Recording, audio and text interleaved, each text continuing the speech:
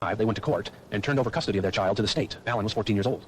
It was probably about the most heartbreaking thing that I've done in my life. But we had to save Alan's life.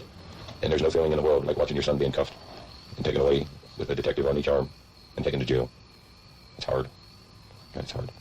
It's like literally something is missing from your life.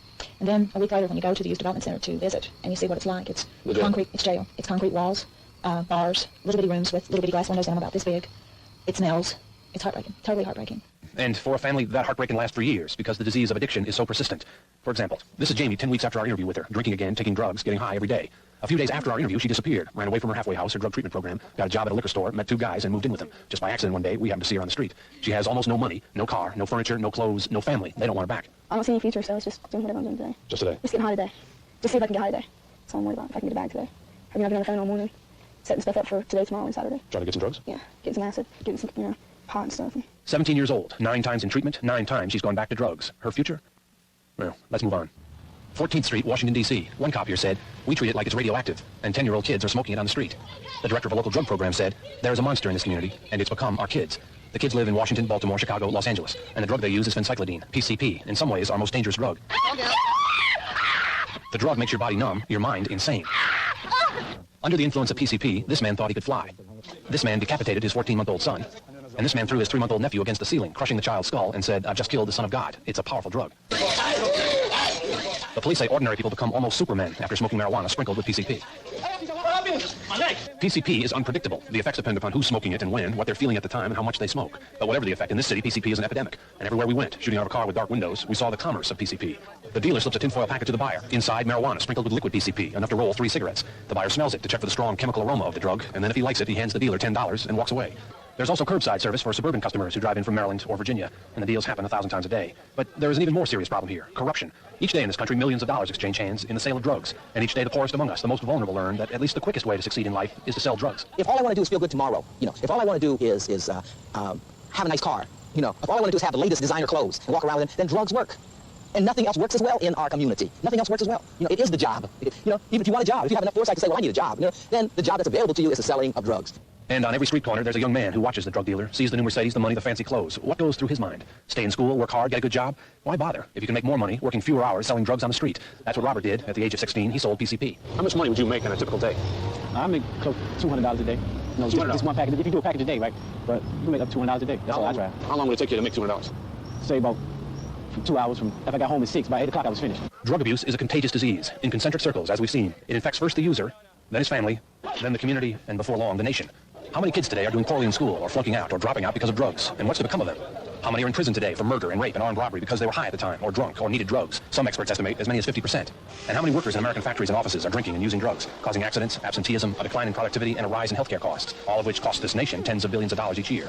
And what about other nations? Mexico, Peru, Bolivia, Colombia, Ecuador, Brazil, where efforts to destroy drugs in the field have routinely failed, where more money than ever before in history is pouring into the hands of a single group of people, drug smugglers, who have become the wealthiest, most powerful, most violent people in those nations. When tremendous amounts of money can come into a small element in the society who are involved in drug trafficking, drug production. Criminals. It is no time at all before they can become the dominant power in the country. They can become the ruling powers.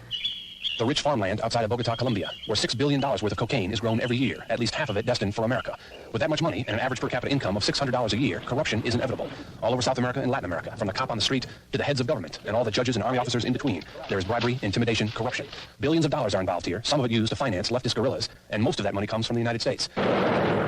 And then in November 1985, there was an event that would have made headlines around the world had it happened in the United States. M19 guerrillas took over the Palace of Justice in the capital city of Bogota. It is now believed that the leftists were paid with drug money and sent into the building to destroy government files concerning drug smugglers. The government eventually took back the building after a tank ran through the front door. But over 100 people died in the siege, many of them hostages, among them 11 justices who sat on the Colombian Supreme Court. And then there are the stories we never hear. One told to me by Jean-Michel Cousteau, the son of Jacques Cousteau, who spent months in the Amazon filming a documentary about the growing and smuggling of cocaine. When you have proof that a child had been kidnapped, had been killed, had been gutted, had been stuffed with cocaine and shipped away, so to go by unnoticed. And that very cocaine is what is consumed on the market, whether it's in the United States or any other place. I think those people who are consumers need to know those things, because I believe in man, and I believe that once they know those things, that will be the right incentive to stop. Wait a minute, what? You killed a child? There's 3 cases which are known and documented of children who have disappeared or were kidnapped, were killed, gutted, and filled with cocaine. Their dead bodies filled with cocaine as a method of shipment? Exactly. And in South America and here at home, every day, some peace officer takes a bribe while another is injured or killed. And kids grow up believing the way to succeed is to sell drugs, and so drugs are sold. And families are torn apart, and 10-year-old kids become addicts. All of this, or too much of it, because of us. The drug trafficking networks would not exist if there were not the tremendous consumer demand here. It's not just addicts who create that demand. The largest amount of money comes from the casual consumer. So that casual use, that good time party, that it's my drug of choice, I can do it, I'm not an addict, etc., is in many ways the most morally irresponsible kind of usage. It's also far more dangerous than most casual users believe. 39th Street and 10th Avenue, New York. There's a crime in progress right in front of our eyes. A drug deal that happens in an instant. To see it, you have to zoom in and slow down. The man on the left has money in his left hand. He hands some of it to the man next to him, and in return, the buyer receives a vial of drugs. It's all over in a moment. The drug is crack, refined cocaine, a little white rock that comes in a plastic vial. The newest, latest drug in our search to get high. It's cheap, about $10. You put it into a small pipe and smoke it. The high is instantaneous and highly addictive. I think the effects of crack are so powerful because the drug gets into the brain in such concentrated amounts in such a short period of time that there's no such thing as occasional or recreational crack smoking. Everybody has to consider themselves at significant risk when it comes to crack. At the age of 15, he was at risk and didn't know it. Pierre is now 17, living in a 24-hour day treatment program in Queens, New York, trying to put his life back together after 2 years of using first cocaine and then crack. The way people talk about crack on the street as if it was God, it's kind of weird. You go on the street, crack is on everybody's mind. And do anything for crack. Like I said, do anything for crack. A person's life doesn't mean nothing. They'll kill you for crack. And that's why Pierre is here, in treatment. Crack became more important than family, friends, school, the law, the most important thing in his life, and he was afraid that if he didn't get help... I'd be dead soon. Without a doubt, I'd be dead. Or I'd be in jail. 800 cocaine, can I help you? Okay, how old is your son? Okay, he's 18. This is the 800 cocaine hotline room at Fair Oaks Hospital in New Jersey. 1,200 times a day the phone rings here, and half of those calls are about crack. No other drug has spread so fast. Cocaine is being packaged to appeal to young people, priced to sell to young people, delivered to young people in a form that causes addiction at a rapid rate. The price is there to meet the adolescent user, so that the epidemic in adolescence, I think, is just starting. And there's another epidemic already underway that begins here. Someone's basement or garage, a home laboratory to make designer drugs, mutant drugs, that are identical to heroin or morphine or some other illegal drug, except one molecule has been changed, or one group of molecules, which makes the drug dangerous, but legal. 26-year-old Toby Javia was one of 500 young people from California who took one of these designer drugs, but it was a bad batch. The drug was toxic, and this is the result. A disease that is identical to Parkinson's. There is no cure. With medicine, he constantly shakes and can barely move. Without that medicine, he is forever paralyzed. In a way, it's almost worse than paralysis, some of these people say. It's like being straitjacketed inside your own body, locked inside. And how is the mind? The mind is normal. The mind is normal. Some people would call it a fate worse than death. The only time the mind isn't normal is when we're giving such large doses of medicine, just so they can move for 2 to 3 hours. That we make them sick with the medicine. Then, yes, they can move, but they're hallucinating. They're in terror. We have one young woman that screams all the time. Dr. Langston was the chief of neurology at Santa Clara Valley Hospital in San Jose when he discovered the Parkinson's-like disease in drug addicts. Hi, George. And this was his first patient, George Carrillo. He thought he was taking heroin one night, July 1982, but it was a toxic look-alike, a designer drug. And when he woke up the next morning, he was frozen. Every 6 hours, George is given a medication which enables him to move a little, but the side effects are fire and snakes. And it sounds like it's pretty frightening. Yeah. Do you have any time during the day that you're free of those? No. Can you describe them to me? Snakes and fire. Snakes and fire. And his condition is permanent. In fact, most designer drugs are relatively simple, easy to make, and a few $100s worth of chemicals can make $1 million worth of street drugs. So think of the future.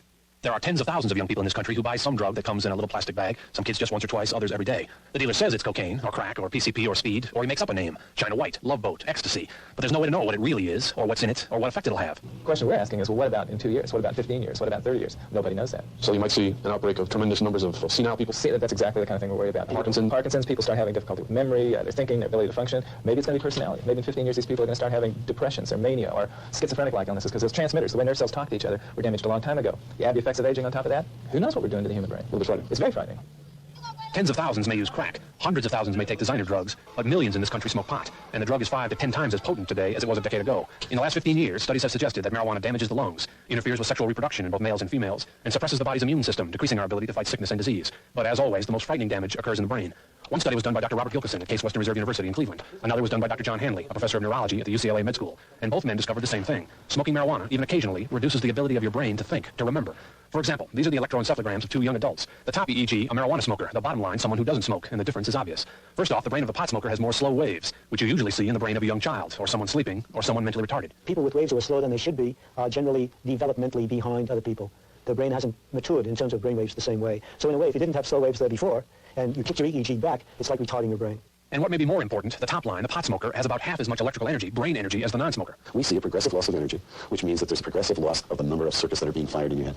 And what does that mean? Decrease in the number of circuits, you have a decrease in the number of images, you have a decrease in the number of images, you have a decrease in the number of thoughts. Marijuana makes you dumber. It's that simple. We're making some of our brightest kids average. Average. The brightest kid is getting average, the average kid is getting dumb. Come on, Michael. I feel like I ain't never gonna get no smarter. I feel that way. I ain't never getting smarter, man. I can't even do fractions. I can't even do fractions, man. I got to do something. At the Aurora Treatment Program in New York, Mike Hughes is having a tough time. He started smoking pot when he was 12 years old, and today, 5 years later, he struggles with that past. For 17 months, he hasn't had a drink or taken a drug, and yet the drugs still haunt him, because he reads at a 6th grade level, and he can't do grade school math.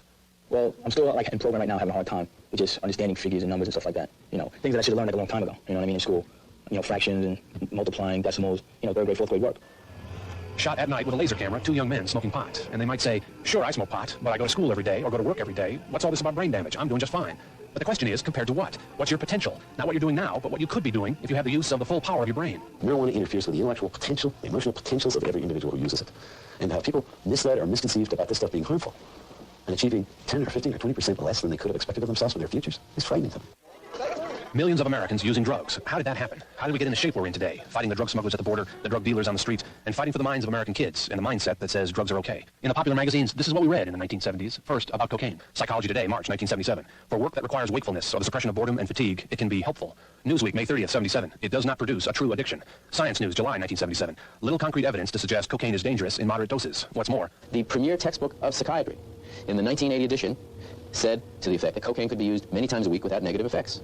And about marijuana, McCall's Magazine, March 1972. Moderate use causes relatively little harm to mature people. U.S. News & World Report, April 72. Little proven danger of physical or psychological harm. Science Magazine, January 1973. Marijuana is not a very dangerous drug. But for the drug epidemic, we should also blame ourselves. Millions of Americans have adopted an attitude about illicit drugs, which is precisely the opposite of how we look at legal drugs. If a new chemical comes along, a new prescription medicine, let's say, for kids or pregnant women or anybody else, we ask our government to study that medicine for years, guarantee its safety before it's sold. But on the street, it's just the opposite. We'll smoke or snort or inject anything without any idea what's in it. And if someone says it's dangerous, we won't listen or we'll challenge them to prove it.